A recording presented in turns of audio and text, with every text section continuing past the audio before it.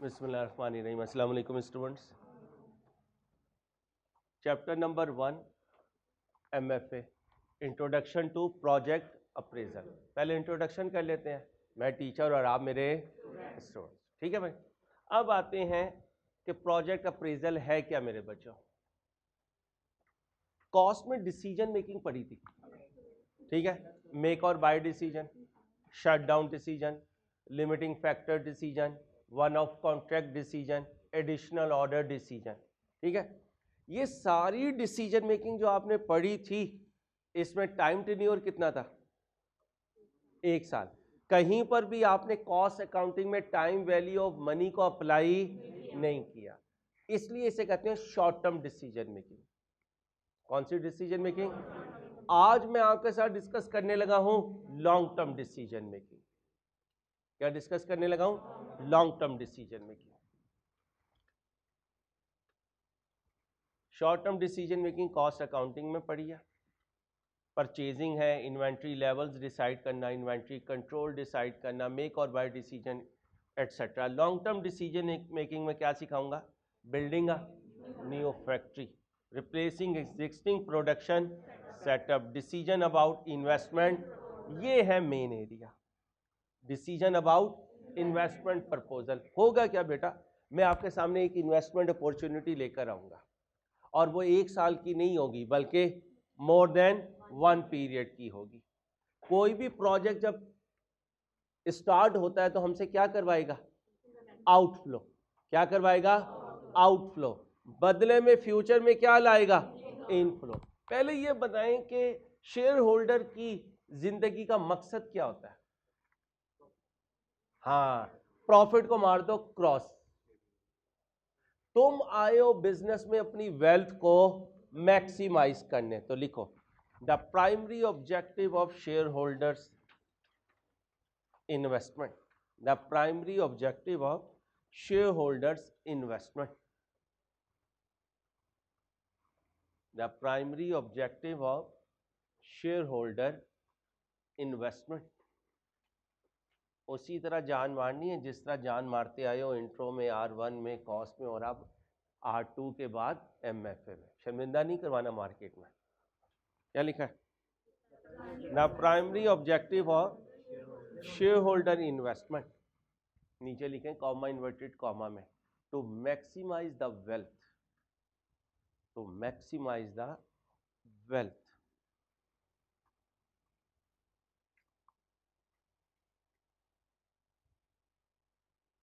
मुझसे पूछो तो इंट्रो R1 और R2 पढ़ाना बोरिंग होता है। मुझसे पूछो तो कॉस्ट और MFA पढ़ाना मेरे लिए इंटरेस्टिंग होता है। उसकी रीज़न, इंट्रो R1 और R2 में हम लोग प्रोसीजरल रूल्स पर चलते हैं। जो प्रोसीजर है स्टैंडर्ड का उस पर रहूँगा। जितना मर्जी तुम्हारा जहन कहता रहे सर ये नहीं, ये ट्रीटमेंट होनी चाहिए, at the last of the day हम क्या कहते हैं? भाई जो स्टैंडर्ड ने कह दिया वही होगा। यहाँ आपके दिमाग खुलेंगे, थोड़े दिमाग आपके कॉस्ट में खुले, कुछ ज़्यादा ही खुल गए हैं, और डिसीजन मेकिंग आ गई, और वो भी 3 क्वेश्चन इकट्ठे डिसीजन मेकिंग का ही उसने ठोक दिया, ठीक है। एक तो ध्यान में ये रखो कि तुम कॉस्ट और MFA पढ़ते हुए अकाउंटेंट नहीं हो, बिजनेसमैन हो। क्या हो? बिजनेसमैन। और बिजनेसमैन सोते हुए भी सोचता है, बिजनेसमैन सोते हुए भी सोचता है।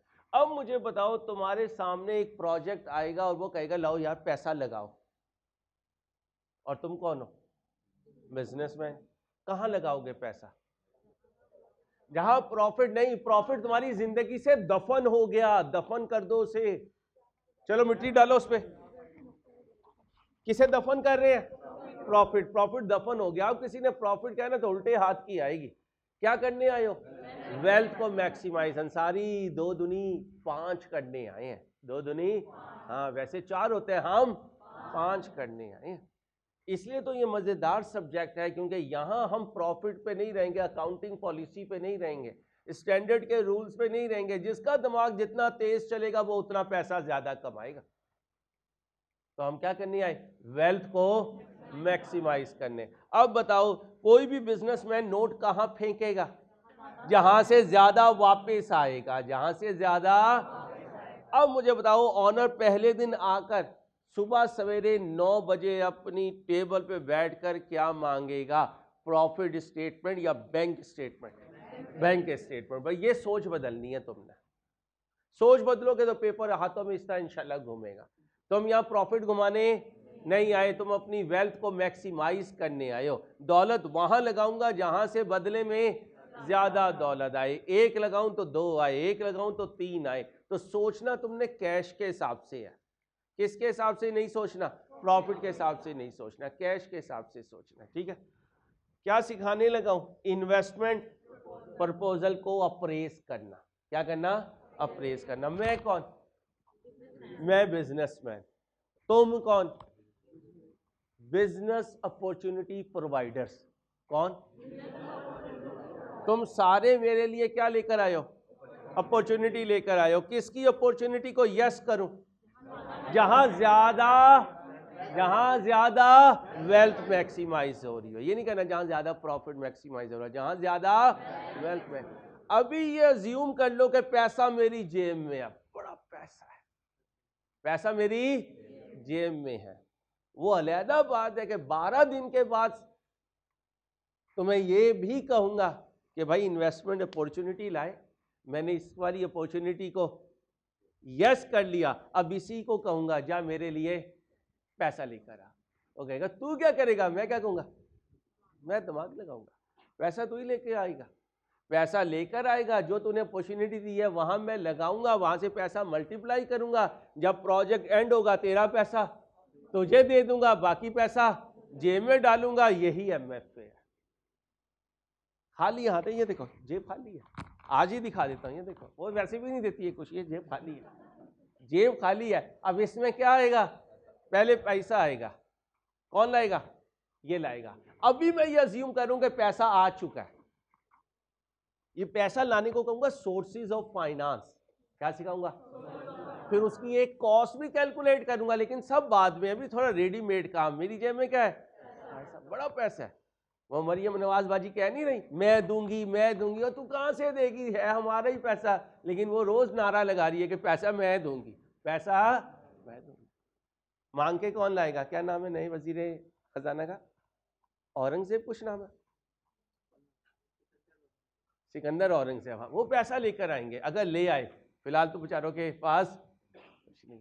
अज्यूम करें कि पैसा आ गया। अब ये लाए हैं आप सब अपॉर्चुनिटीज। देखिएगा कहां सिखाया? सीएमए। ये कहां सीखेंगे? एमएफए में। ऑलरेडी कवर्ड है, विल स्टडी। ठीक है, इंशाल्लाह अल्लाह खैर करे। मुश्किल नहीं लगेगा, ये आपसे वादा रहा। अल्लाह ने चाहा R2 की तरह ये पेपर भी आपको पेपर देते हुए ये लगेगा ये क्या यार हल्का पेपर, कुछ भी मुश्किल नहीं आया यार। इंशाल्लाह ऐसे होगा, लेकिन मेरे साथ चलना है। इन्वेस्टमेंट अप्रेजल क्या है? Investment appraisal is the valuation of propose investment project involving capital. Underline करो कैपिटल एक्सपेंडिचर। लिखो कैपिटल एक्सपेंडिचर, लिखो क्या। जाओ जी इंट्रो में क्या था कैपिटल एक्सपेंडिचर?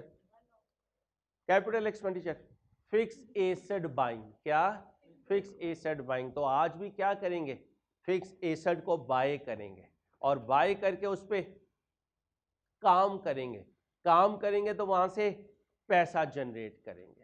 तो ये भाई जितनी बाजियां बैठी हुई हैं, ये मेरे पास क्या लेकर आई हैं? कैपिटल एक्सपेंडिचर का अपॉर्चुनिटी। ये कह रहे हैं कि अंसारी साहब बिल्डिंग बनाएं, बिल्डिंग से काम करें। वो कह रहे हैं नहीं सर, व्हीकल्स ले लें, एक फ्लीट ऑफ व्हीकल्स ले लें, उससे कोई ट्रांसपोर्ट का बिजनेस करें। वो कह रहे हैं नहीं सर, कोई रेस्टोरेंट ओपन करें। वो कहते हैं नहीं सर, सोलर सिस्टम का बिजनेस करें। ये बच्चियां कहती हैं अंसारी साहब आप एक डैम ही प्राइवेट बना लें और पाकिस्तान को बिजली सप्लाई करें। इसका मतलब हर एक के माइंड में अपॉर्चुनिटी डिफरेंट है, और वो है क्या? Capital expenditure. अब याद करो इंट्रो, कैपिटल एक्सपेंडिचर में थोड़ा पैसा चाहिए, बहुत सा पैसा चाहिए? अच्छा, बहुत सा पैसा चाहिए। ये है वो एसेट जो मैंने ले लिया भाई, आ गया। अब इस एसेट को क्या करना पड़ेगा? रन करना पड़ेगा। क्या करना पड़ेगा? अब ये एसेट जब रन होगा तो ये हमारे लिए क्या जनरेट करेगा? रेवेन्यू। क्या जनरेट करेगा? लेकिन इसके अंदर क्या डालना पड़ेगा? मटीरियल। क्या डालना पड़ेगा? लेबर। क्या डालना पड़ेगा? FOH। क्या डालना पड़ेगा? Incremental fix cost. इसके बाद इस रेवेन्यू से इन सारे खर्चों को क्या करूंगा, माइनस करूंगा। इनके प्रोजेक्ट की लाइफ है 5 साल, इनकी 6 साल, 7 साल, 8 साल, 10 साल, 12 साल, 14 साल, 20 साल। तो क्या बनाऊंगा, याद करें, impairment of assets, value in use, याद है, कई साल को आगे एक्स्ट्रापोलेट कर दूंगा। रेवेन्यू में से क्या माइनस करता रहूंगा, कॉस्ट माइनस करता रहूंगा। सामने प्रेजेंट वैल्यू पड़ी होंगी या फ्यूचर वैल्यूज, फ्यूचर वैल्यूज, उन्हें डिस्काउंट करके प्रेजेंट वैल्यू कैलकुलेट करूंगा। प्रेजेंट वैल्यू कैलकुलेट करके अगर मुझे उसमें नफा नजर आया, मुझे उसमें वेल्थ मैक्सिमाइज होती भी नजर आई, तो क्या कर लूंगा, एक्सेप्ट कर लूंगा, नहीं तो रिजेक्ट कर दूंगा, नहीं तो रिजेक्ट कर दूंगा। एक टीचर होता है, उसके कई स्टूडेंट होते हैं, क्या हर स्टूडेंट की बुक में वो टीचर एक ही वैल्यू लेके चल रहा होता है या कई वैल्यूज होती है, कई वैल्यूज होती है, कई वैल्यूज होती है। छोटे बच्चे इस मार्कर को किस लिए इस्तेमाल करते हैं, खेलने के लिए, खराब करने के लिए, ठीक है। मैं किस लिए इस्तेमाल करूंगा, मोटू को मारने के लिए, ठीक है। कोई अच्छा इंसान इसको बोर्ड पे लिखने के लिए इस्तेमाल करेगा। अब एक ही मार्कर है, इसको हम मुख्तलिफ नजर से देख रहे हैं। ऐसी एक इन्वेस्टमेंट अपॉर्चुनिटी नजर आएगी, क्या नजर आएगी, एक इन्वेस्टमेंट अपॉर्चुनिटी। लेट्स से कि मैं अकेला नहीं हूं, मेरे साथ 3-4 और पार्टनर है, 3-4, तो फिर इस इन्वेस्टमेंट अपॉर्चुनिटी को अंसारी अपनी नजर से देखेगा, जाहिद कभी अपनी नजर से, अदनान रशीद अपनी नजर से, तनवीर अंसारी अपनी नजर से, कोई XYZ अपनी नजर से।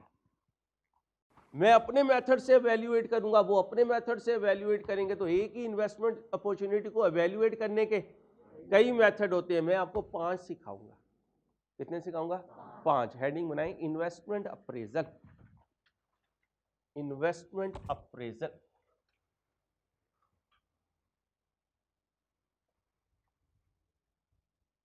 एक इन्वेस्टमेंट अपॉर्चुनिटी अराइज होगी, उर्दू में लिखें अंग्रेज के बच्चों, एक इन्वेस्टमेंट अपॉर्चुनिटी अराइज होगी, एक इन्वेस्टमेंट अपॉर्चुनिटी अराइज होगी,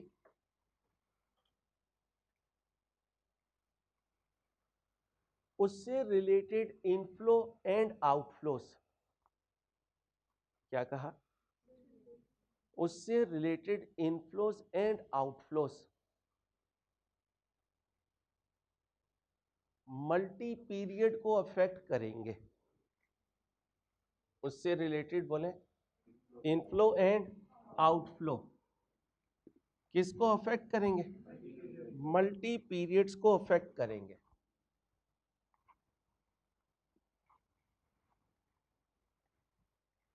इस इन्वेस्टमेंट अपॉर्चुनिटी को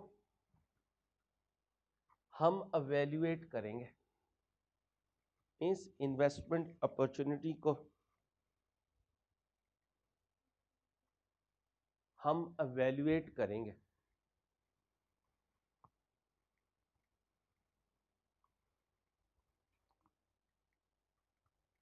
इस एवेल्युएशन को इन्वेस्टमेंट अप्रेजल कहते हैं। क्या कहा, इस एवेल्युएशन को इन्वेस्टमेंट अप्रेजल कहते हैं।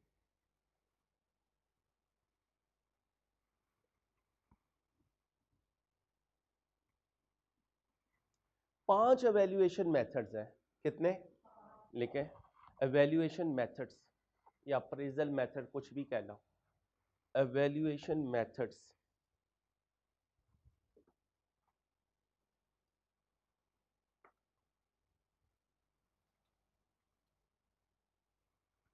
क्या लिखा है, एवेल्युएशन मेथड, दूसरा नाम appraisal methods. What do mean by investment appraisal, जायजा लेना, किसका जायजा लेना, इन्वेस्टमेंट अपॉर्चुनिटी का। कौन लाया ये इन्वेस्टमेंट अपॉर्चुनिटी, फाइनेंस मैनेजर। कौन लाया, फाइनेंस मैनेजर। किसको लाकर दी है, इन्वेस्टर को। किसको लाके दी है, इन्वेस्टर को। इन्वेस्टर इसे क्या करने लगा, एवेल्युएट करने लगा। एवेल्युएशन कौन करेगा, फाइनेंस मैनेजर। कितने मेथड लगाएगा, 5 मेथड लगाएगा।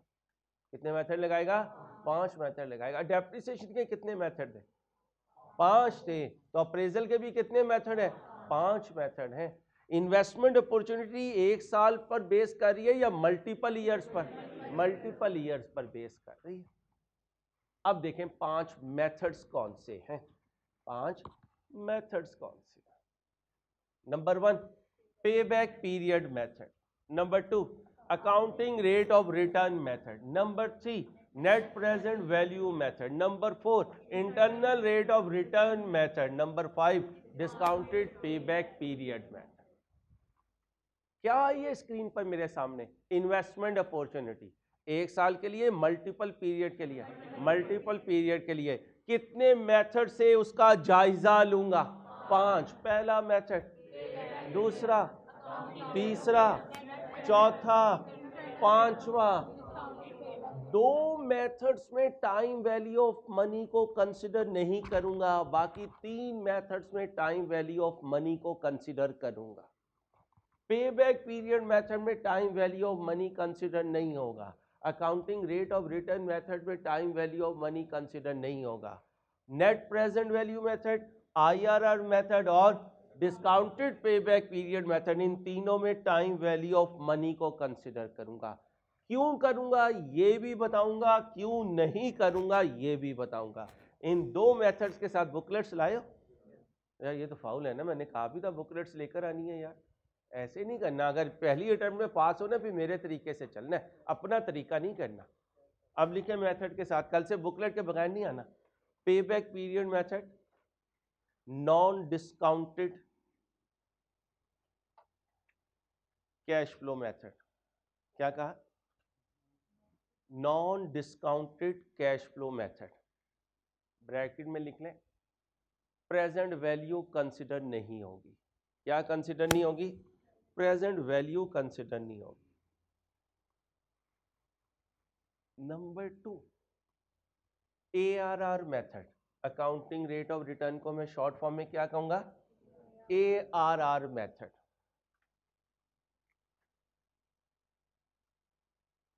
लिखें प्रॉफिट बेस्ड कैलकुलेशन मेथड। क्या बोला? Profit based calculation method.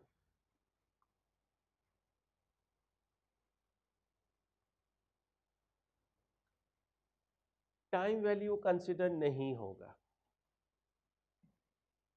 Time value consider नहीं होगी, प्रेजेंट वैल्यू कंसिडर नहीं होगी।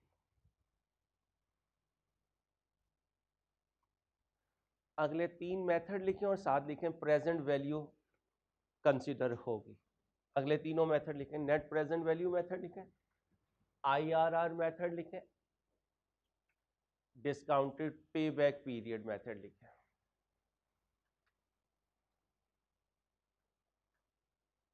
कौन से 2 मेथड्स में मैं डिस्काउंटिंग करता हुआ नजर नहीं आऊंगा?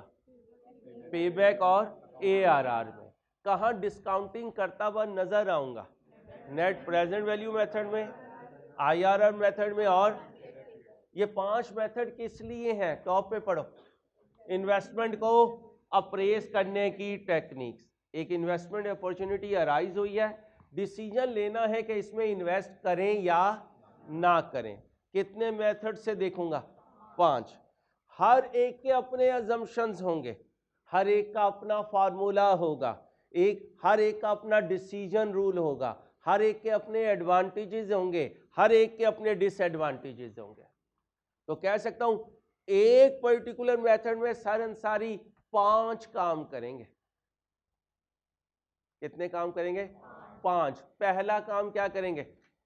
अजम्पशंस बताएंगे, दूसरा नाम फार्मूला बताएंगे, तीसरा नाम कैलकुलेशन यानी डिसीजन रूल बताएंगे, चौथा काम एडवांटेजेस, पांचवा काम डिसएडवांटेजेस। हर मेथड का क्या होगा? अजम्पशन, फिर फार्मूला, फिर डिसीजन रूल। कैलकुलेशन ना बोलें, क्या बोलें? Decision rule. चौथा, पांचवा, 25 काम करवाऊंगा इस वीक में आपको इंशाल्लाह। कितने काम? 25 काम कर लिए तो 12% हमारा सिलेबस कवर हो जाएगा इन्वेस्टमेंट अप्रेजल का इंशाल्लाह। और मुश्किल नहीं है, MFA सबसे आसान है मेरी बुक्स में, और अपनी बुक्स इंशाल्लाह आपके ऊपर थोपूंगा मैं, अल्लाह ने चाहा। हाँ, जो मेरे जहन में, मैंने आपके जहन में वो कन्वर्ट करना है ताकि आप कहें हाँ यार अभी हवा बनाया हुआ MFA पेपर है, पेपर में तो कुछ भी नहीं था, चलते चलते पूरा हो गया अल्लाह के फजल से। हेडिंग बनाए पे बैक पीरियड मेथड, पे बैक पीरियड मेथड।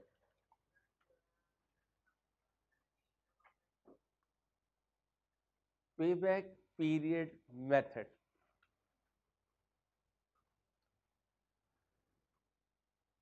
अब्बा आजकल आप पे क्या लगा रहा है? पैसा। पैसा। अब्बा पूछता तो नहीं है, लेकिन मैं कह रहा हूँ, एक दिन अब्बा ने बुलाया इसे सैफू को और कहा तेरे पे तो आम बच्चों से ज्यादा पैसा लगता है अल्लाह के बंदे, तू घर में होता तो चल 4 रोटियां खाता है, वहां लाहौर जाके तू कहता है रोटी हल्की होती है, 7-8 तो लाले के होटल पे उड़ा ही लेता हूँ। अब उन्होंने पूछा यार सैफू तेरे पे मेरे पैसे लगे हैं कोई 14 लाख रुपए। कितने? 14 लाख। तेरा सीए कब होगा? इसने कहा जी 2 साल बाद हो जाएगा इंशाल्लाह। अब उन्होंने अगला सवाल पूछा, कितने दिनों में 14 लाख वापिस आ जाएंगे? क्या है? पे बैक पीरियड।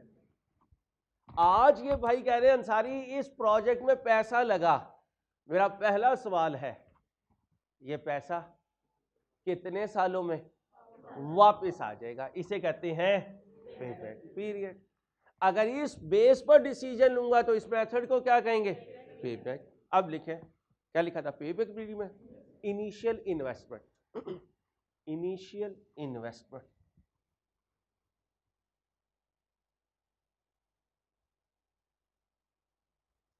ये वो इन्वेस्टमेंट होती है जो प्रोजेक्ट के स्टार्ट में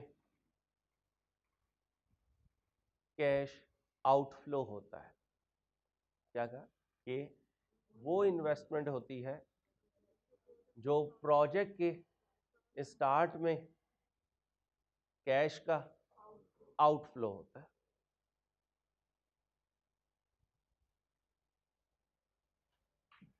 थोड़ा सा ही होगा, आगे आ जाए बेटा, आगे आ जाए, आगे आ जाए। थोड़ा सा ही होगा 200-400 रुपए, या हैवी होगा? हैवी होगा अंसारी साहब। बाज़ दफा तो पूरी जिंदगी की कमाई एक प्रोजेक्ट में लग जाती है। High risk high return, low risk low return, some risk some return, no risk some return. ये सिखाऊंगा इंशाल्लाह, ठीक है? कैपेबल में क्या हुआ? इनिशियल इन्वेस्टमेंट क्या होती है? ये वो इन्वेस्टमेंट होती है जो प्रोजेक्ट के स्टार्ट में कैश आउटफ्लो होता है। कौन करता है ये आउटफ्लो? इन्वेस्टर। बिजनेस नहीं बोलना। कौन करता है? इन्वेस्टर। अब इन्वेस्टर की जेब से क्या चला गया? पैसा चला गया। कब गया? T0 में। T0 क्या होता है? प्रोजेक्ट का स्टार्ट। प्रोजेक्ट का स्टार्ट। प्रोजेक्ट का स्टार्ट। अभी ये ना पूछना बाद में भी तो पैसा लग सकता है, अभी ये नहीं सोचना। अभी सिर्फ ये सोचना है कि पैसा कब लगेगा? प्रोजेक्ट के स्टार्ट में। अब इन्वेस्टर पूछने लगा भाई ये पैसा कितने पीरियड्स में वापस आ जाएगा? जब तक पीरियड साइलेंट होगा ये ईयर कहलाएगा। जब तक पीरियड साइलेंट होगा ये क्या कहलाएगा? लिखे MFA में पीरियड मीन ईयर। MFA में पीरियड मीन ईयर।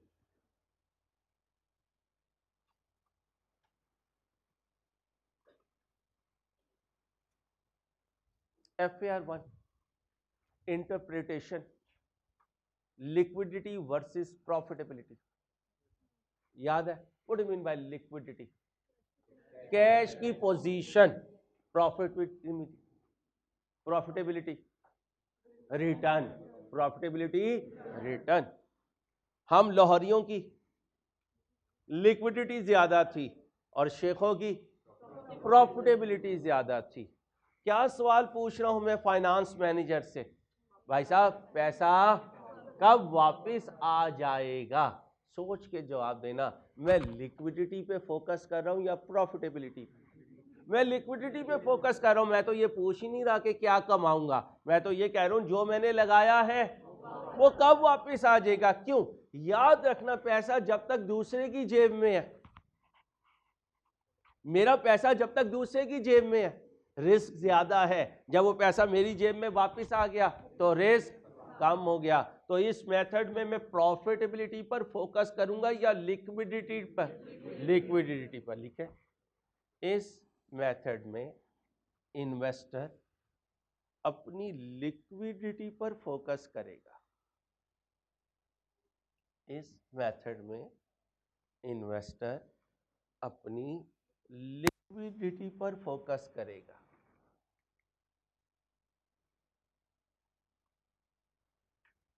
उसे इससे कंसर्न नहीं होगा, उसे इससे कंसर्न नहीं होगा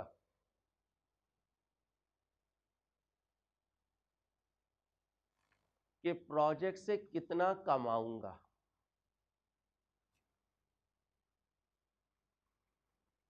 बल्कि फोकस इस पे होगा, बल्कि फोकस इस पर होगा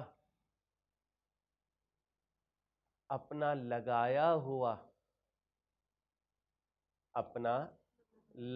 हुआ सरमाया कितनी जल्दी वापस लाऊंगा। अपना लगाया हुआ सरमाया कितनी जल्दी वापस लाऊंगा।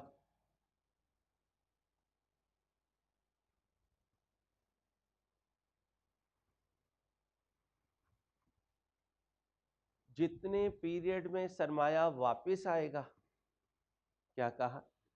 जितने पीरियड में सरमाया वापस आएगा, उस पीरियड को क्या कहेंगे? बोलें जी, उस पीरियड को क्या कहेंगे? पे बैक पीरियड। शाबाश, उस पीरियड को पे बैक पीरियड कहेंगे।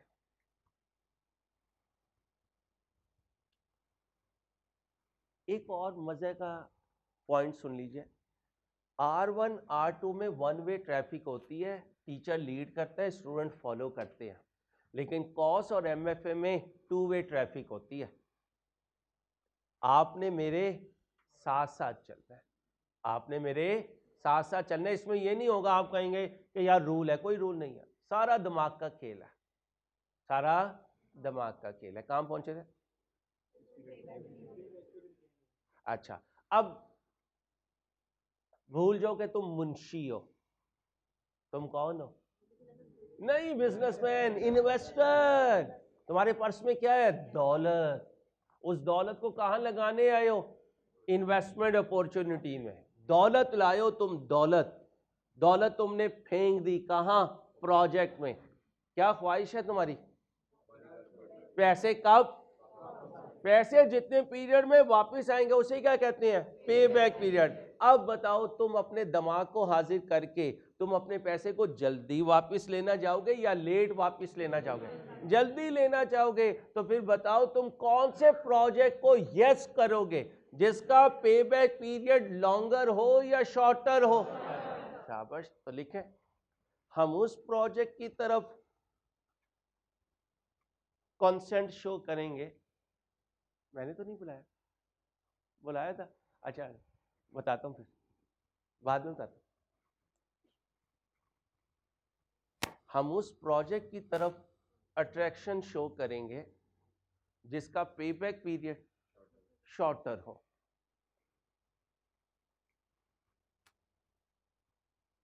मैं कौन? इन्वेस्टर। और मेरे साथी कौन?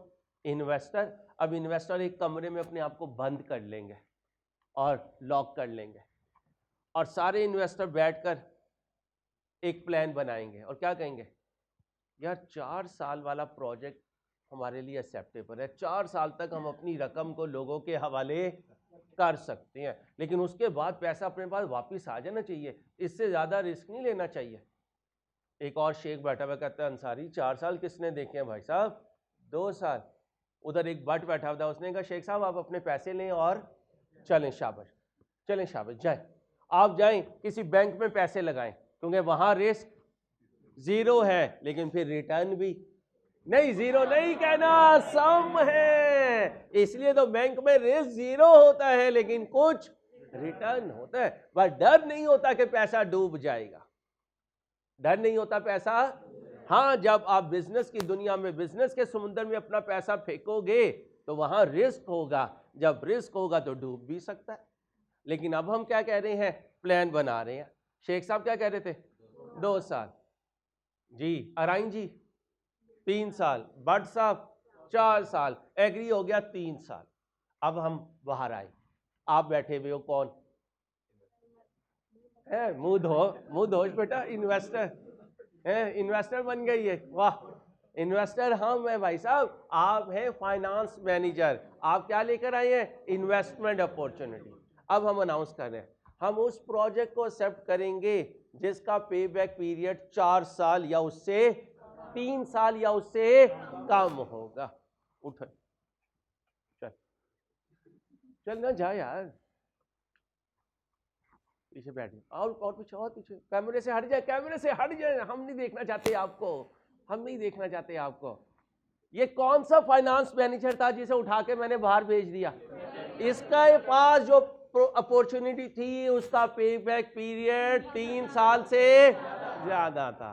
अब 1-2 बच्चियां उठी, उन्होंने अपना इन्वेस्टमेंट अप्रेजल अपने अबाई की जेब में डाला, मैंने कहा ये कौन जा रही है हसीपुर वाली, कहती है सर ना पूछे, मैं जो प्रोजेक्ट लेकर आई थी उसका पे बैक पीरियड तो 5 साल है, मुझे तो इन भाई से भी पहले कमरे से निकल जाना चाहिए था। अब बताओ कौन रुकी यहाँ पे या कौन रुका यहाँ पे जिसका पे बैक पीरियड 3 साल या उससे कम है। अब हम उसे उठाएंगे और कहेंगे ये लो पैसा जाओ, ये लो पैसा जाओ। अब फिर शेख मुझे कौन नहीं मारेगा, इन्वेस्टर, ओ अंसारी तूने पैसा दे दिया सिर्फ ये देखकर के सिर्फ पे बैक 3 साल है, ये तो देखा ही नहीं कि क्या कमाया क्या खोया। तो अब मैं शेख को कहूंगा बेटा खेल दौलत का है, अभी 1-2 और क्राइटेरिया भी लगाऊंगा और उसके बाद फाइनल करूंगा कि पैसे देने हैं या नहीं देने, क्योंकि ये इतना स्ट्रॉन्ग मेथड नहीं है कि इसकी बेस पर सारा पैसा कई सालों के लिए किसी को दे दिया जाए। पे बैक पीरियड का कोई स्केच क्लियर हुआ?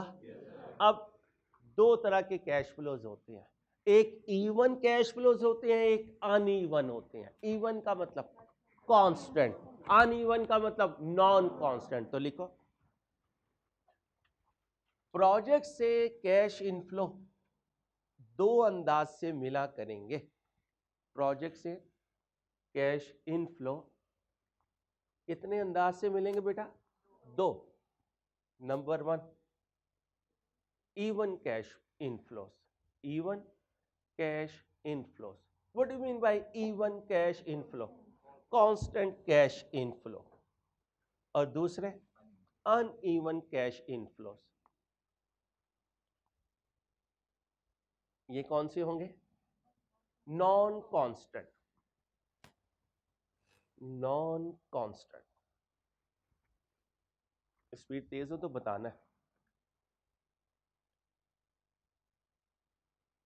हाँ जी, this technique measures the time period that a capital project will take to pay its original investment back, or it's the length of time before the cash invested in a project will be recovered from the net cash returns from the investment project. Payback is measured by cash flows, not profits. Decision rule: compare the project payback period with the standard payback period. If project payback period less than standard, हम क्या करेंगे? Accept.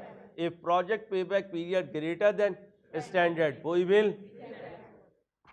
Technique कुछ समझ में आ रही? आगे चलो जी। Assumptions for payback period for an investment with, what do you mean by even? Constant. Payback period is equal to initial investment divided by annual cash inflows. ये जो बेटा एनुअल कैश इनफ्लो है इन्हें समझ लीजिएगा।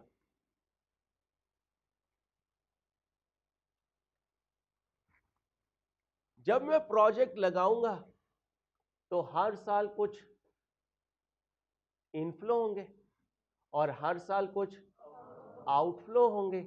इस इनफ्लो में से ये आउटफ्लो माइनस होगा, जो बचेगा वो नेट कैश इनफ्लो होगा। वो क्या होगा? तो जब यहां लिखूंगा ना एनुअल कैश इनफ्लो, तो ये क्या है? Sales less material less labour less factory overhead, जो कुछ बाकी बचा वो है एनुअल कैश इनफ्लो। और हम अज्यूम कर रहे हैं कि हर साल क्या है? कांस्टेंट है। हर साल क्या है? कांस्टेंट है। और अभी ये भी अज्यूम कर रहा हूं कि प्रोजेक्ट में इन्वेस्टमेंट सिर्फ कब हो रही है, स्टार्ट में। अभी आगे चल के सिखाऊंगा कि स्टार्ट के बाद भी हो सकती है। कैसे, सुनिएगा। फिर इंट्रो में जाएं, चले गए। कैपिटल एक्सपेंडिचर क्या होता है? एसेट खरीदा, एसेट खरीदते खरीदते 4-5 साल गुजर गए। 4-5 साल गुजरने के बाद उस पर कोई ऐसा खर्चा किया जिसने उस एसेट की लाइफ को, उसके आउटपुट को, क्वालिटी को, कैपेसिटी को, प्रोडक्शन टाइम को, अब रूल कहता है कि इसको भी क्या कहो, कैपिटल एक्सपेंडिचर कहो। लेकिन अभी हम ये अज्यूम करेंगे कि सिर्फ कैपिटल एक्सपेंडिचर कब हो रहा है, स्टार्ट में। ओके, आगे आ जाओ जी भाई, सॉल्व करके दे मुझे। चलो चलो रजिस्टर खोलो, हो गया, बहुत इंट्रोडक्शन हो गया, बहुत ऐश कर ली। अब 100 दिन मेरे यहाँ है और 15-16 उसके ऊपर ग्रेवी के दिन है।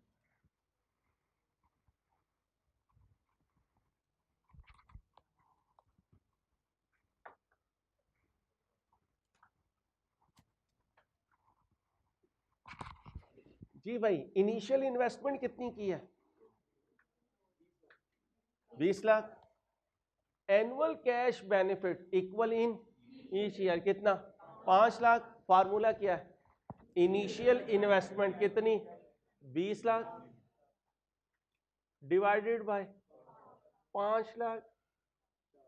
आंसर दो। 4 लवारी से आगे पीछे कोई नहीं है? हाँ पूरा बोलो। 4 ईयर्स। 4 ईयर। इस प्रोजेक्ट का पे बैक पीरियड कितना है? 4 ईयर्स। आपने आगे आके बैठना हो तो बैठ जाओ मेरे दोस्त। टॉपिक ऐसा था जिसकी वजह से मैंने आपको तंग किया था। आप तंग होते रहेंगे, आपने अच्छा प्रोजेक्ट लेकर आना है। कितना बना पे बैक पीरियड? 4 ईयर्स। अब इन्वेस्टर अपनी पॉकेट में से अपना टारगेट निकालेगा जिसे वो स्टैंडर्ड पे बैक पीरियड कहता है। अगर स्टैंडर्ड पे बैक पीरियड से ये हुआ इक्वल या कम तो क्या करूंगा? एक्सेप्ट करूंगा। और अगर ये हुआ ज्यादा तो रिजेक्ट करूंगा। ओके हो गया? चलो भाई,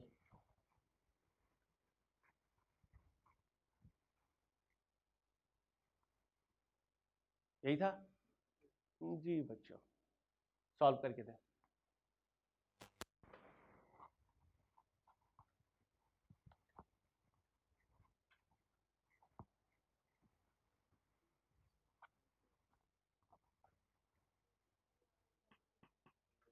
कितना था? 40,000 डिवाइडेड बाय 14,000। जी भाई 2.5 डेसिमल तक जाना है। 8,5,7,1 ईयर, 714 ईयर्स। कह सकता हूं कुछ साल हैं, कुछ महीने हैं और कुछ दिन भी होंगे। कुछ साल हैं, कुछ महीने हैं और कुछ दिन भी होंगे। लिखें, अगर आंसर फ्रैक्शन में आ गया, अगर आंसर फ्रैक्शन में आ गया तो कुछ मंथ्स भी होंगे, कुछ डेज भी होंगे। अगर आंसर फ्रैक्शन में आ गया तो कुछ मंथ्स भी होंगे, बोलिए, और कुछ डेज भी होंगे।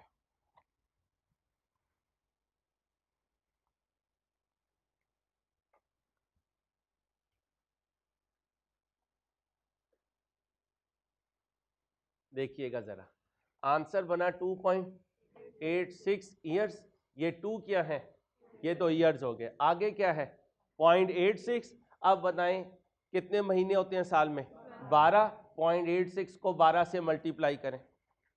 0.86 को 12 से मल्टीप्लाई करें जी, 10. अब 10 क्या बन गए? मंथ्स। अभी 0.32 जो है ना, 0.0032, उसको भी लेके आऊंगा डेज में। अभी क्या बनाया? 2.86 कितने साल? 2 साल। और ये कितने बने? 10 महीने। कितने बने? 10 महीने। अब फिर ओपन करूंगा और क्या निकालूंगा? Target pay back period. अगर ये टारगेट से कम हुआ तो एक्सेप्ट करूंगा, ज्यादा हुआ रिजेक्ट। अब जहन में आएगा अगर इक्वल हो गया अंसारी तो अदर फैक्टर्स देखूंगा। क्या देखूंगा? क्या देखूंगा? अदर फैक्टर्स, जिन्हें नॉन फाइनेंशियल फैक्टर्स कहते हैं। क्या कहते हैं? लिखें, अगर टारगेट पेबैक पीरियड और प्रोजेक्ट पेबैक पीरियड, क्या कहा? अगर टारगेट पेबैक पीरियड और प्रोजेक्ट पेबैक पीरियड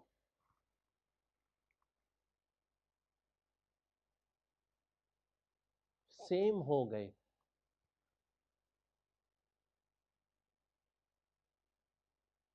तो अदर नॉन फाइनेंशियल फैक्टर्स देखेंगे। तो अदर्स नॉन फाइनेंशियल फैक्टर्स देखेंगे।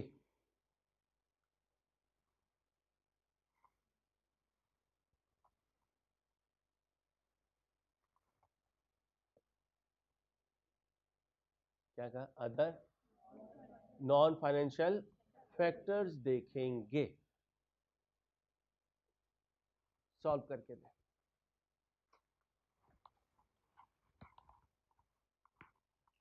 रजिस्टर पे सॉल्व करना है, 2 नंबरी ना हो मेरे साथ। हाँ, 2 नंबरी ना हो मेरे लिए। आप वही छोटी छोटी सी हैं, ये ना समझना कि हम बड़े हो गए। बाद में ना कहना जाया हो गए। ठीक है, जल्दी से करें। अभी आपने मंथ और डेज में नहीं जाना। अभी आपने मंथ और डेज में नहीं जाना। आपने सिंपल मुझे फ्रैक्शन में आंसर देना, पेबैक पीरियड कैलकुलेट करके देना। 1 लाख डिवाइडेड बाय 9500, आंसर दीजिए।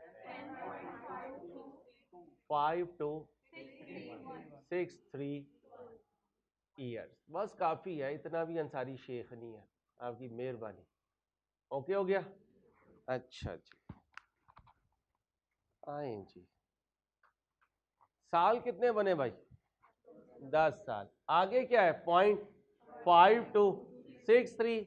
0.5263 को किससे मल्टीप्लाई किया? 12 से। कितना बना? 6.3156। ये 6 क्या हो गए? ये मांस हो गए। बाकी क्या बचा?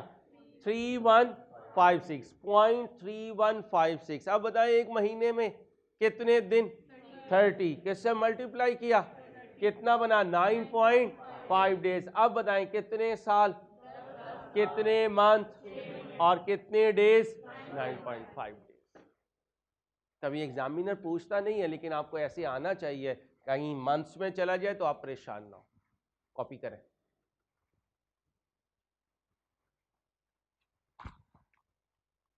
ये क्या है? 10। फिर 0.5263 को किससे मल्टीप्लाई किया करेंगे? 12 से। क्या आ गए? 6 मंथ्स। बाकी क्या बचा? 0.31। 0.3156 को किससे मल्टीप्लाई करेंगे? 30। 31 से नहीं करना, 29 से नहीं करना, क्योंकि एमएफए में 99% क्वेश्चन में हम क्या अज्यूम करेंगे? 360 डेज। क्या अज्यूम करेंगे? 360 डेज। अब पे बैक पीरियड बताएं क्या है? 10 साल 6 महीने 9.5 डेज। अब अगर टारगेट पे बैक पीरियड इससे ज्यादा हुआ, टारगेट पे बैक पीरियड इससे ज्यादा है, ये कम है, तो एक्सेप्ट करेंगे। ये टारगेट से ज्यादा हुआ तो रिजेक्ट करेंगे। अगर दोनों इक्वल आए तो अदर फैक्टर्स पे जाएंगे, नॉन फाइनेंशियल फैक्टर्स पे जाएंगे। वो क्या होते हैं, वो बात की बात है। क्या डिस्कस कर रहा हूं इस वक्त आपके साथ? पे बैक पीरियड मेथड। ये है क्या? Investment appraisal technique. क्या है? Investment appraisal technique. कौन सी डिसीजन मेकिंग करना चाह रहा हूं? Long term. Long term decision making की निशानी मोर देन 1 ईयर पर बेस कर रहा होगा। रिजल्ट्स मोर देन 1 ईयर पर बेस कर रहे होंगे। Payback period method time value of money को कंसीडर कर रहा है, ये प्रॉफिटेबिलिटी को कंसीडर कर रहा है, ये किस पर फोकस कर रहा है? लिक्विडिटी पर। किस पर फोकस कर रहा है? लिक्विडिटी। सॉल्व करके दें। रजिस्टर पे सॉल्व करना है भाई, लिखना है, लिखेंगे तो बचेंगे इंशाल्लाह।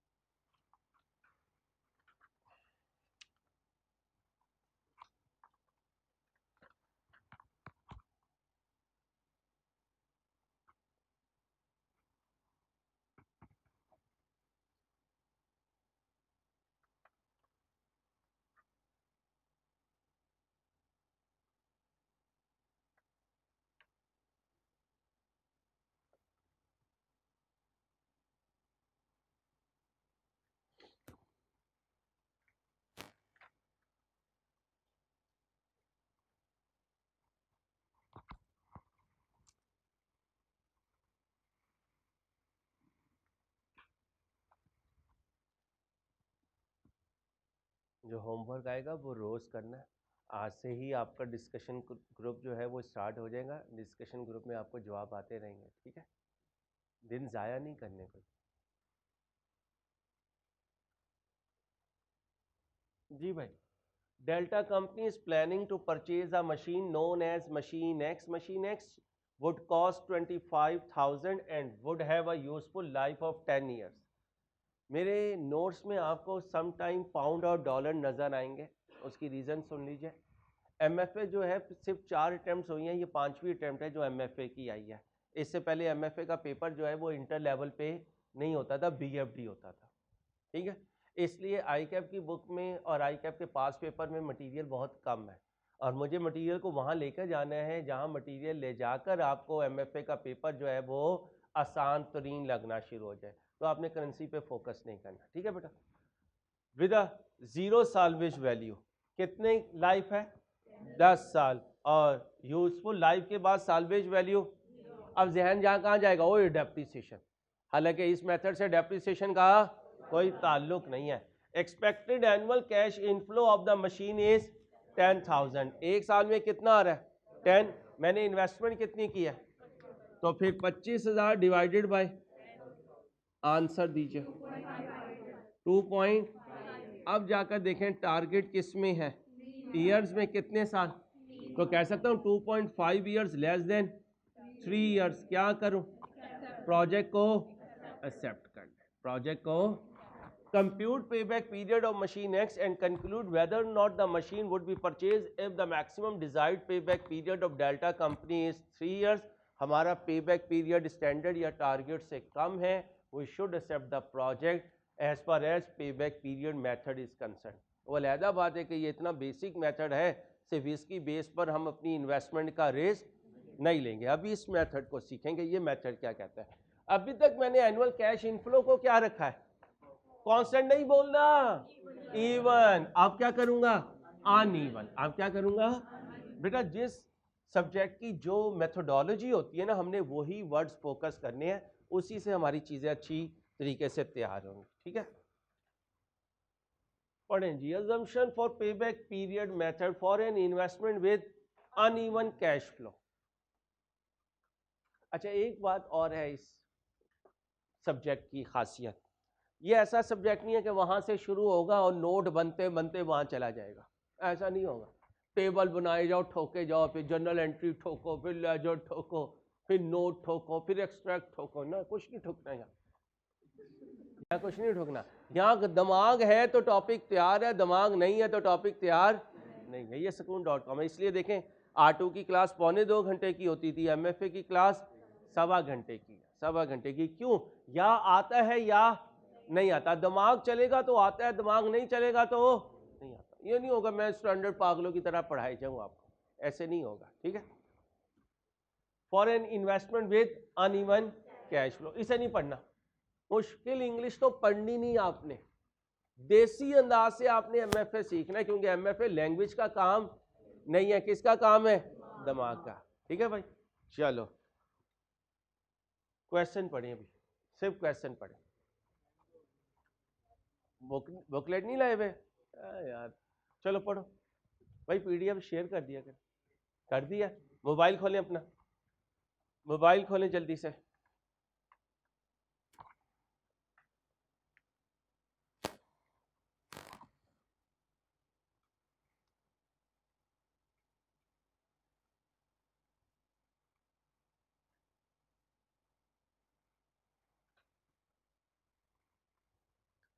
पहुंच गए?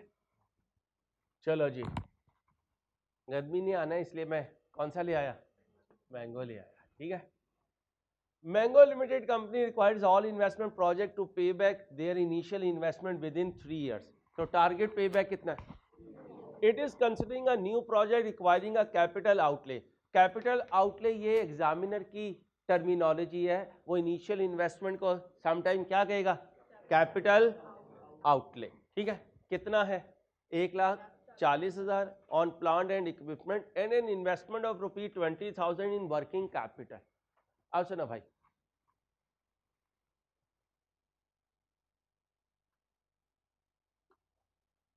इसको ले लेते हैं, क्या नाम था? मुइज। मुइज के अब्बा जी के पास एक फैक्ट्री है गारमेंट्स की, ठीक है। लेकिन इसके अब्बा जी ने 20 साल पहले उस फैक्ट्री को स्टॉप किया हुआ, माशाल्लाह पैसा बड़ा कमा लिया था। अब मुइज ने कहा कि यार मैंने सीए कर लिया, क्या मैं जॉब करूं, मैं अपना कारोबार करता हूं। मुइज आज गया, फैक्ट्री को देखा, फैक्ट्री मौजूद है, बिल्डिंग मौजूद है, उसके अंदर मशीनरी भी मौजूद है। क्या आज से कारोबार शुरू हो जाएगा? क्या चाहिए? Working capital. क्या चाहिए? वर्किंग कैपिटल क्या होता है? डेली ऑपरेशंस को रन करने के लिए जो पैसा चाहिए, जो मटेरियल खरीदना है, जो लेबर को पैसे देने हैं, जो सप्लायर को पैसे देने हैं, इसको कहते हैं वर्किंग कैपिटल इन्वेस्टमेंट। तो लिखें वर्किंग कैपिटल इन्वेस्टमेंट, बल्कि इस तरह लिखें इन्वेस्टमेंट और उसके दो विंग्स बनाए। इन्वेस्टमेंट लिखें और उसके दो विंग्स बनाए।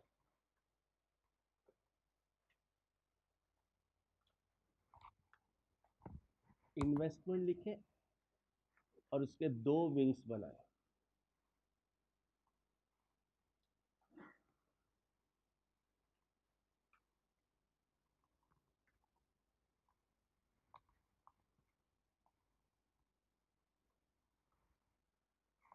एक हिस्से को कहेंगे फिक्स एसेट इन्वेस्टमेंट। क्या कहेंगे? Fix asset investment. और दूसरे को कहेंगे working capital investment. Working capital investment.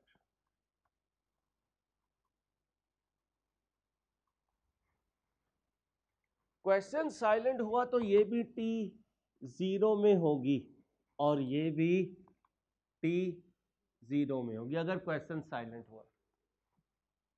इसमें काफी वैरायटीज बनेंगी, लेकिन आगे चल के, अभी नहीं, अभी मैंने सादा सादा काम रखना है, खुद ही वैरायटी बनती चली जाएगी। ये एरोज लगाने का मतलब है कि इसमें कई और केसेस भी आएंगे। आए जी, बताएं जी, मशीन कितने की ली? 140 की, और वर्किंग कैपिटल कितने का लगाया? 20,000 का। टोटल कितना हो गया? 1,60,000। कहीं लिखा हुआ है कि वर्किंग कैपिटल कब लगाया? नहीं लिखा हुआ। साइलेंट हो तो T0 में, और इनिशियल इन्वेस्टमेंट का मतलब ही T0 है, तो ये दोनों पैसे कब लगे? T0 में। फिक्स एसेट में कितने लगे? 140, वर्किंग कैपिटल में 20, टोटल हुआ 160। मैं अकेला तो नहीं हूं। The project is expected to earn the following net cash रसीड। इनफ्लो कहें, रसीड कहें, नेट ना होता तो भी नेट है। या तो इधर इनफ्लो और आउटफ्लो अलहदा शो करेगा, अगर एक ही शो करेगा तो ये इनफ्लो में से आउटफ्लो माइनस होने के बाद आया है। या भाई या तो रोज़ा ना रखो, रखो ना तो अपने लिए रखो, सामने वाले को ना पता चले कि आप रोज़े से हैं, ऐसे बैठे हुए हो जैसे पता नहीं सुम्मुन बुकमुन हो। यार हिम्मत करो भाई साहब, आप ना ही कीजिएगा, आपकी मेहरबानी। जोन में एक नया रोज़ा खोलना पड़ जाएगा हमें, आपकी मेहरबानी सर। आप आराम से ही बैठे हैं, आपका बैठना ही रोज़ा है। यो कितना 40,000, 50,000, 90,000, 20,000, ये सारे क्या है? Net cash inflow. इनमें से आउटफ्लो माइनस, ये कब है? ये कब है? ये कब है? ये कब है?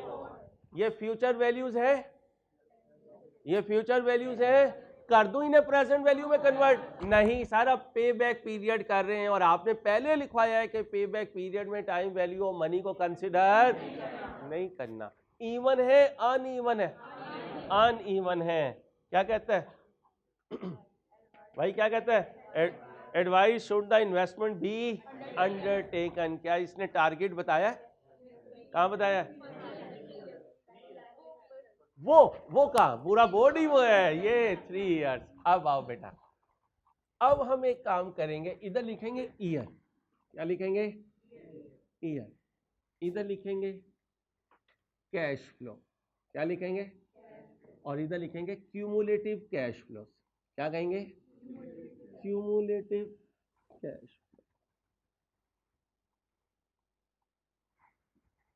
What do you mean by accumulated depreciation? Cumulative depreciation. What do you mean by cumulative depreciation?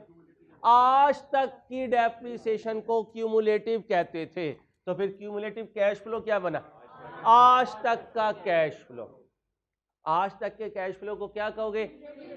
इसको कैश फ्लो टू डेट तक भी कहते हैं। कैश फ्लो लिखो, कैश फ्लो टू डेट। जल्दी जल्दी करो, फिर मैं तुम्हें इंट्रोडक्शन दूंगा। पहला दिन तो इंट्रोडक्शन का होता है ना, इंट्रोडक्शन दूंगा तुम्हें मैं। जल्दी से लिखो, शाबाश।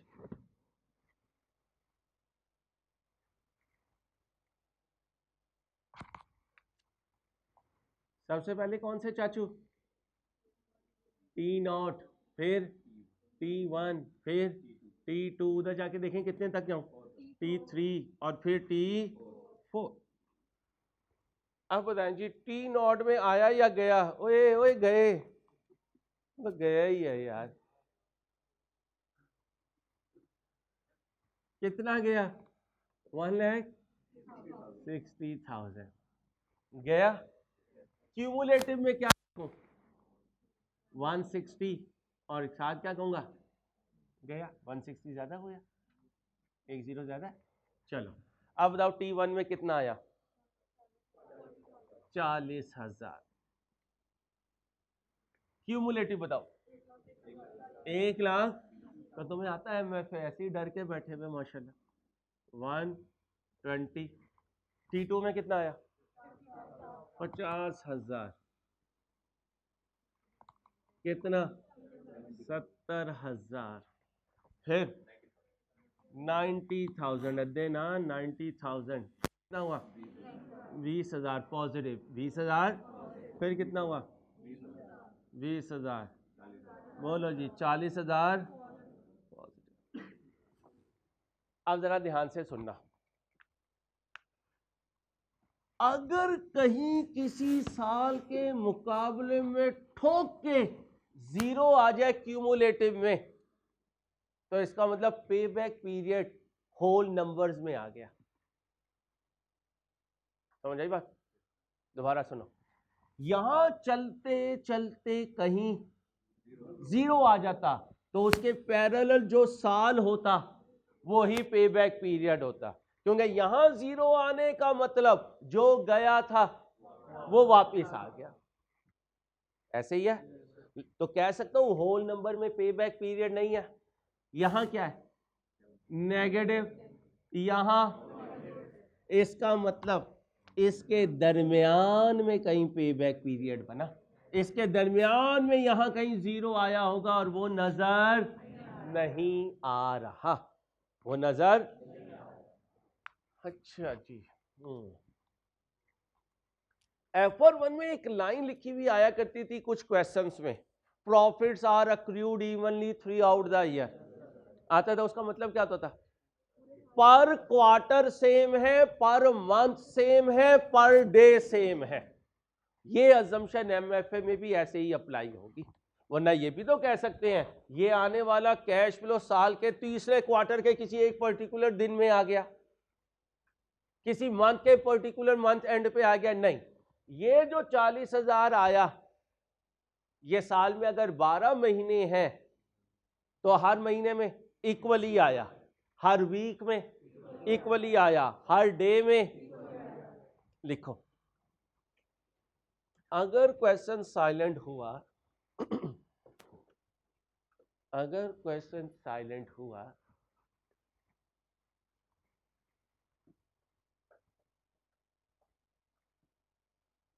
तो कैश इनफ्लो इवनली अकर करेगा, इवनली अकर करेगा। ये इनफ्लो की बात कर रहा हूं, आउटफ्लो की, या दोनों की? दोनों की, इनफ्लो की भी और आउटफ्लो की भी। कहना इसे मिस्टर अंसारी तुम्हारा पे बैक पीरियड 2 से ज्यादा है और 3 से कम है, 2 से ज्यादा है, एग्री? अब जरा देखना, एग्जैक्ट 3 होता, एग्जैक्ट 3 होता तो T3 में 70 आता, यहां जब 70 आता तो यहां 0 आता, तो इसका मतलब तुम्हें रिक्वायर्ड कितना था? 70, तुम्हें मिला कितना? 90। पेबैक पीरियड बताओ, 70/90 करो, 2.78 ईयर। मैं अकेला तो नहीं हूं, डर तो नहीं लगा? चलो सेव हैंड्स में हो, परेशान नहीं होना। 2.78 ईयर्स। ये लेस है किससे? बोलो, 3 ईयर्स से। क्या करूं? एक्सेप्ट करो। इंट्रो R1 R2 मेरी सिर्फ 3 साल की मोहब्बत है, ये मेरी 21 साल की मोहब्बत है। कॉस्ट और एमएफ 21 साल की, 15 साल मैंने स्कैंस में गुजारे, वहाँ पढ़ाया, फिर 3 साल इधर में पढ़ाता रहा। उसके बाद आपको पता ही है पुराने बच्चों को कि कुछ टीचर चले गए तो मुझे अकाउंटिंग और रिपोर्टिंग में आना पड़ा। ये वही 2 सब्जेक्ट हैं जिनके लिए अल्हम्दुलिल्लाह मैंने कभी बुकलेट भी नहीं खोलता। कल अहमद ने मेरे साथ रोज़ा खोला, घर आ गया किसी काम के लिए, कहता लेक्चर देख लिया, मरवाएंगे। मैंने कहा नहीं मरता, तू आराम से बैठ, तू बुकलेट भी ना दे। तो कॉस और एमएफए में बुकलेट की भी आपको जरूरत नहीं है, किसी दिन भूल आओगे तो खुद ही क्वेश्चन बना लेंगे इंशाल्लाह। क्यों? क्योंकि इसमें स्टैंडर्ड नहीं है, हमने किसी की थोड़ी चलानी है, अपनी चलानी, और हम बगैर पैसे के इन्वेस्टर हैं। ये वाहिद चीज है जहां हमारी जेब में क्या नहीं होगा? पैसा नहीं होगा, लेकिन हम सौदे बड़े बड़े करते फिरेंगे। ये लेवल होगा आपका भाई। गरीबों को अमीर बनाऊंगा इस टॉपिक में मैं इंशाल्लाह। ओए गरीबो, ओ गरीबनो, तुमने क्या बन जाना है? अमीर। और याद रखना, तुम्हारा R1 R2 स्ट्रांग हुआ ना तो तुम लगे बंदे एक मुंशी रहोगे। अगर तुम्हारा एमएफए मजबूत हो गया तो यकीन करो अपने बॉस के राइट आर्म होगे, जहां वो बिजनेस क्लास में ट्रैवल कर रहा होगा, साथ वाली सीट तुम्हारी होगी। क्यों? उसे क्या चाहिए? दौलत। उसे क्या चाहिए? दौलत। वो R2 की स्टैंडर्ड ट्रीटमेंट पे यकीन नहीं रखता कि सर बेंचमार्क ट्रीटमेंट ये है, वो कहेगा अपने पास रख ले। उसे क्या चाहिए? पैसा। हर वो बंदा कामयाब होगा जो मालिक के लिए पैसा इकट्ठा करके लेकर आएगा और फिर उसे अच्छी जगह लगाएगा और वहां से उसे कमा के देगा, उसकी दौलत में इजाफा करेगा। तो वो जो R2 की ट्रीटमेंट थी ना, उन्हें उठा के मिट्टी डाल दो उन पे, क्योंकि उसने तुम्हें ज्यादा नहीं कमा के देना। अगर चाहते हो कि अंसारी साहब हमारी भी दौलत के अंबार हो, तो फिर क्या करना है? एमएफए में दिमाग लगाना है, ताकि बॉस को कमा के दोगे फिर वो तुम्हें देगा इंशाल्लाह। चलो देगा तो ही जरिया लोग बनते हैं जी। क्या कर दूं? एक्सेप्ट कर दूं, रिजेक्ट कर दूं? एक्सेप्ट कर लें। आए मेरे बच्चों, पढ़ो जी। ये मुहज्जिब तरीका है, वो अंसारी का तरीका है। ठीक है, ये महज़िब तरीके का सोल्यूशन है वही। पहला कॉलम क्या बनाया करोगे, दूसरा, तीसरा, फार्मूला पढ़ो, ईयर बिफोर वो कितना है 2, ऊपर अनकवर्ड कॉस्ट एट कितना चाहिए था 70, cash flow during the year कितना आया 90, 2 + 70/90 कितना 2.78, 2. ये क्या बन गया पे बैक, ये क्या बन गया पे बैक। टारगेट कितना था 3 साल, एक्सेप्ट करूं रिजेक्ट करूं, एक्सेप्ट कर ले। ये आप मुझे सॉल्व करके दें जल्दी से, मिनट लगाए, जल्दी से करें।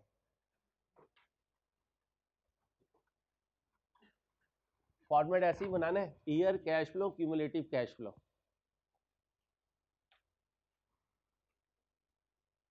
हिम्मत करें जल्दी, शाबाश।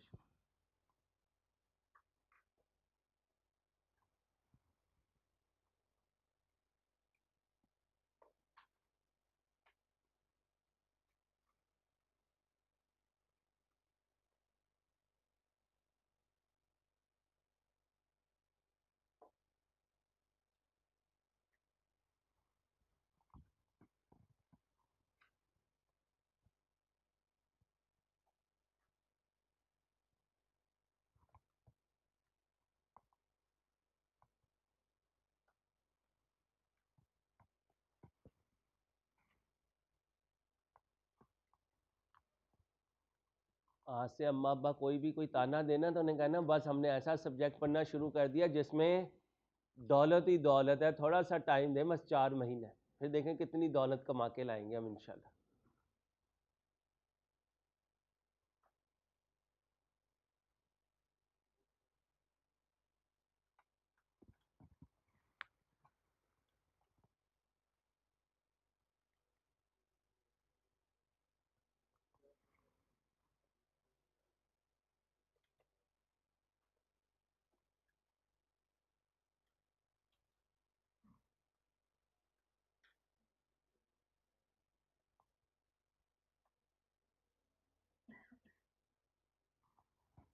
चलो जी, चलो बोलो भाई, 180 नेगेटिव, 100 नेगेटिव, 40 नेगेटिव, 0। ये कब से 0 कहना शुरू कर दिया बच्चों तुमने, क्या है ये 0, कितना है पे बैक पीरियड 3 साल एग्जैक्ट आ गया। वहां क्यों नहीं आया, क्योंकि नेगेटिव से पॉजिटिव पे जंप किया, यहां नेगेटिव से 0 पे जंप किया। टोटल भी करके देख लो, 80 और 60, एक 40, एक 40 और 40, एक 80, एक 80 ये आ गया और ये 0 आ गया। पे बैक पीरियड कितना है 300। भाई अगले बैच के लिए इसको स्वैप कीजिएगा, ये पहले आएगा वो बाद में आएगा, ठीक, नोट करते जाएंगे अपने पास, और बुक में भी ऐसे ही आएगा। ओके हो गया, कितना बना 3 इयर्स। टारगेट नहीं है, टारगेट को कैसे कंपेयर करोगे, ये कम हुआ और टारगेट ज्यादा हुआ, क्योंकि हम पे बैक पीरियड को क्या रखना चाहते हैं, नीचे रखना चाहते हैं, कम रखना चाहते हैं। तो यहां रिवर्स चलना है, ग्रेटर पे एक्सेप्ट नहीं करना, किस पे एक्सेप्ट करना है, लेस पे, उल्टी दाल पर। जानते हो ना इसे क्या कहते हैं, उल्टी दाल, और इसे सीधी दाल, और जिथे दाल उथे मौलवियां दी हड़ताल। चलो हाँ? क्या कह रहे हो, रोटी ले आएगा दाल मैं ले आओ। चलो ये सॉल्व करके दो, जल्दी करो जल्दी।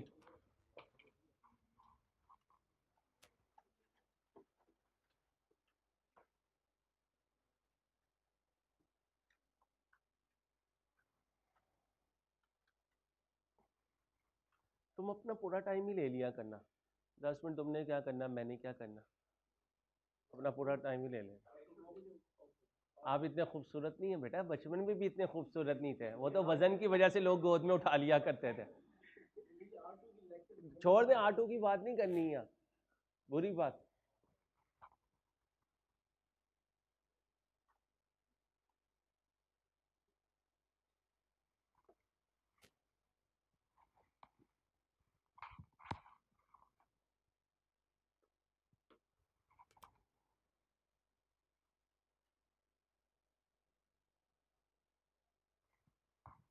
करूँ जी शुरू?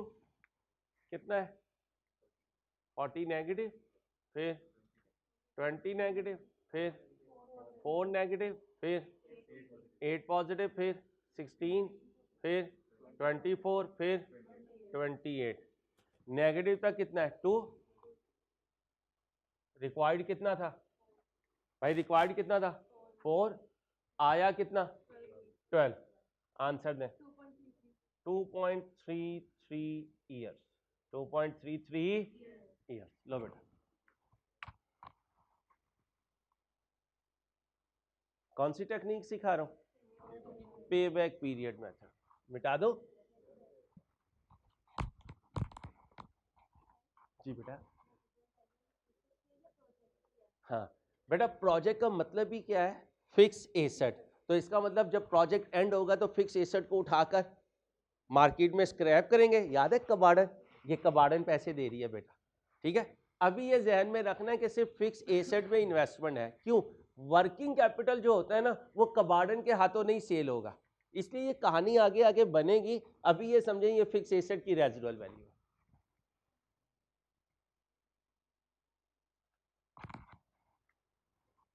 जी मेरे बच्चों,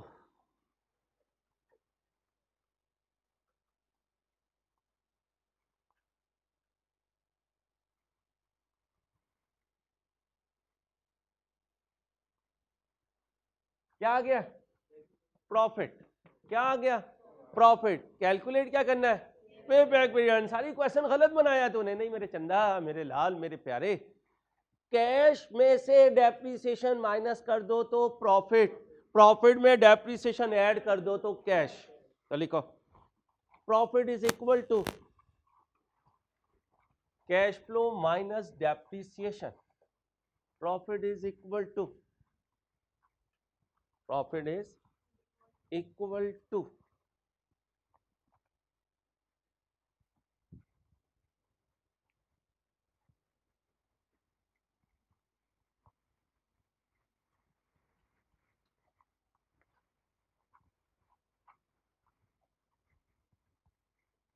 छुट्टी नहीं करनी, छुट्टी से पहले छुट्टी नहीं, और छुट्टी के, और आप तो मेरे वो चीते और चीतियों जो माशाल्लाह अंधेरों में क्लासेस में पढ़ने आते रहे हो, ठीक है। अपना ट्रेंड खराब नहीं करना आपने इंशाल्लाह। प्रॉफिट इज इक्वल टू, ऐसे कितनी धुन थी यार। Profit is equal to cash inflow minus depreciation. तो फिर कैश इनफ्लो बराबर होगा प्रॉफिट प्लस डेप्रिसिएशन।